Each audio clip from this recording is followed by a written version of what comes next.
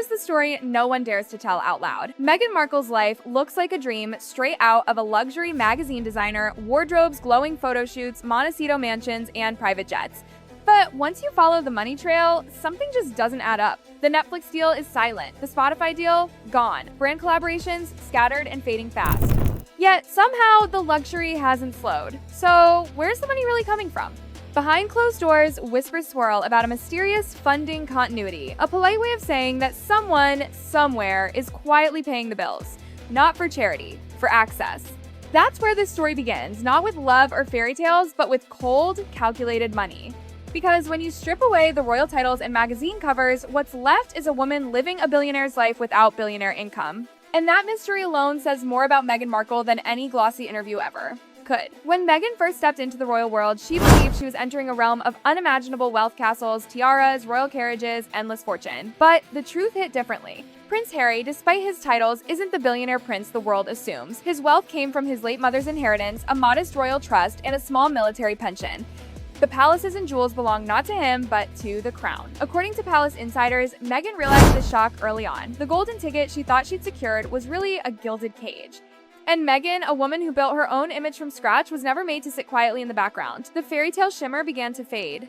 Behind those palace walls, she saw the harsh truth. Being royal didn't mean being rich, it meant being restricted. And Meghan Markle doesn't do restrained. That's when her mindset changed from princess to planner. If the palace couldn't offer her the financial independence she craved, she'd find it somewhere else. She didn't just marry a prince, she married a project, a man she could turn into global capital. To truly understand where this all started, you have to rewind, not to Montecito, not to Netflix, but to Meghan's early Hollywood years, when she was still circling the edges of power. Before the royal headlines, Meghan was already learning how elite social circles worked. Back then, Soho House wasn't just a members club, it was a gatekeeper to influence. It was here that she met Ron Burkle, a billionaire investor with deep connections to the royal world, including the infamous Prince Andrew Circle. Burkle wasn't just rich, he was a connector. His private jets, estates, and luxury events became the invisible foundation of Meghan's social climb. Those early dinners, yacht parties, and casual invitations weren't coincidences, they were steps. Strategic ones. According to multiple sources, Meghan wasn't just networking, she was studying power. Every conversation, every flight, every photo op was another move in a bigger plan to secure proximity to influence. Because in that world, access is currency. The Mediterranean summers, the yachts, the investors. Meghan wasn't the star attraction back then, but she was always present. Present beside money. Present beside power. Present beside men who could fund her next leap forward. And those connections never faded. They grew stronger. By the time Harry entered her life, Meghan had already perfected the art of being seen not as a guest, but as if she belonged. And that illusion of belonging opened every door she needed. It wasn't royal wealth that built her comfort. It was access, quiet, strategic, and well-funded. When people now wonder how Meghan maintains her lifestyle, despite every deal collapsing, this is where the answer lies. Because people don't just stumble into billionaire circles, they're sponsored into them. Every private flight, every designer retreat, every glowing PR appearance all came courtesy of someone powerful enough to pay and discreet enough never to be named. And that's what makes Meghan's current finances such a mystery. When the Sussex brand fails to perform, when Netflix pauses, when Spotify ends, when projects fall apart, the money still flows. The jets still fly, the Montecito mansion still shines, the luxury wardrobe still arrives on time. So naturally, people start asking the question that keeps echoing in elite circles, who keeps the illusion alive? Because those bills aren't being covered by royal savings or fading media deals. They trace back to something deeper, the same pattern of proximity to power Meghan established long before Harry ever proposed. Whispers claim that those early benefactors, those quiet investors who helped her rise, never really left. They just moved further into the shadows. In public, Meghan Markle presents herself as the self-made duchess, the empowered woman who built her own empire. But behind that image, the math tells a different story. Her public ventures, stumbling. Her podcast, canceled. Her brand projects, constantly delayed. Her staff, quietly leaving. And yet, the life remains untouched.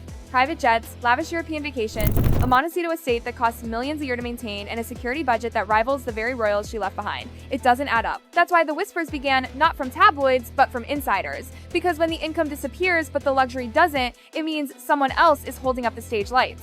As one source bluntly said, everything looks self-funded until you see the hands behind the curtain. Every empire has investors, every image has a price, and Meghan's image, It's not built on money she earned, it's financed by influence. Her visibility keeps certain doors open, certain alliances alive, and certain people relevant. But here's the catch. When your lifestyle depends on benefactors, your freedom depends on their approval. You can't bite the hand that funds the brand. So while the world debates whether Meghan Markle is still profitable, the truth is profitability isn't even the goal. Sustainability is. Her real success is staying visible enough to remain valuable. Her seat at the table is paid for, not necessarily by her, but it's paid nonetheless. And as long as she stays in the spotlight, smiling, photographed, discussed, that illusion of power remains intact. Deals may fade, headlines may move on, but the quiet financing doesn't stop. Because in Meghan's world, power isn't about money, it's about who keeps your name alive when everyone else walks away. From the yachts of her early days to the Montecito empire she calls home, Meghan Markle's journey has never been one of luck, it's been one of strategy. She learned early that fame fades, but access lasts forever. She built bridges between Hollywood and royalty, activism and influence, and she's never let those bridges crumble. But the price of that bridge? Silence, control, dependence. Behind every glamorous photo, there's an investor. Behind every quote about empowerment, there's a cost. And maybe, just maybe, that's the biggest secret Tom Bower exposed. That the Meghan Markle story was never about independence. It was about invisible dependence, the kind that buys you freedom on the surface while quietly owning you beneath it. Because in the world Meghan built, the crowns are borrowed, the wealth is sponsored, and the power, well, that's rented by the hour.